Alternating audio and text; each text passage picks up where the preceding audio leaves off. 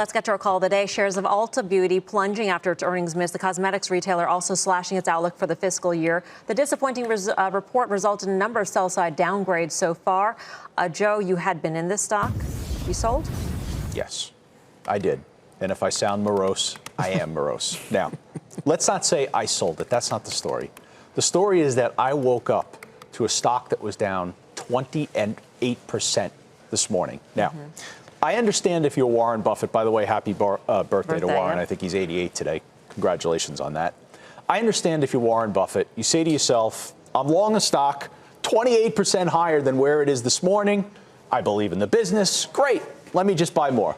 But that's not really the way the world works, or at least my world. So down 28%, a name I've talked about this on this show. I've mentioned it because of Gen Z. I've talked about it having momentum. I've said all the glowing and positive things you could possibly say about it.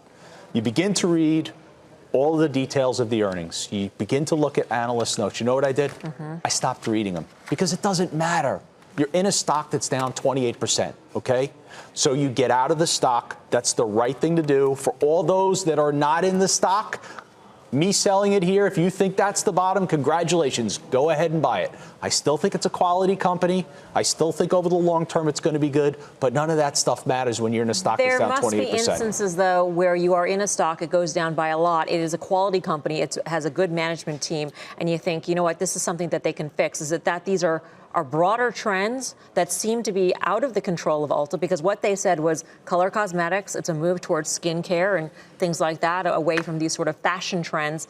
You can't stop that. Okay, so how do I know listen, everyone thought that Ulta was going to be a strong play because of Instagram. How do I know the next move is that people are going to stop wearing makeup? Who knows? It's a retailer. It's a retailer. Stop. We're going to make this even simpler than you're making it, which I appreciate. It's a retailer. Jimmy, when it's down 20%, nothing simple. No. Don't touch this stock. I mean, look, it was a darling, okay? It was up like 25 times over 10 years. But those margins, that growth rate, they're gone. They're behind it, okay? It's got competition from Sephora. It's got competition online. It is a retailer, and it's not one of the winners anymore. This is not where you want to put your money. So two things. First of all, Joe, I'd like to say that you harvested your losses, right?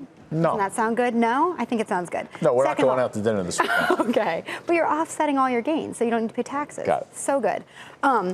Jim, on the retailer, I think it's more than that it's just a retailer, right? It's a very fashion-based, fickle retailer. And so is Abercrombie and Fitch. So is Abercrombie. But, you know, it's not Home Depot and Walmart aren't. That's my point, yeah. Yeah, so it's a retailer, but it's very specific to fashion trends that we have no control over. One thing that I think was interesting was last week, Estee reported. Estee blew it out of the water. And so the difference between Ulta and Estee is Ulta's 100% U.S., Estee's 45% Asia Pac, and those guys are growing at 20.5%, and then the other 23% of revenues. They've also got more presence in the skincare aspect as opposed to the color cosmetics. Yeah, I think your point, though, like they're a retailer of other people's products, right. And they're basically saying, like, there was a lot of innovation over the last couple of years, and now it's kind of died down. As part of my hot girl summer, I still was contouring. Grill or girl? I'm still using a liquid lip.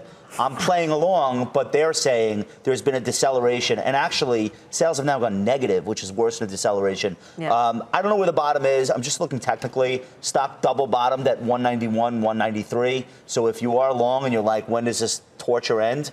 We're like very far away from where it's bottomed previously. So I don't know that it ends, you know, just because it had a bad day today. Right. So I'm with Joe. Like, I'm not running in here.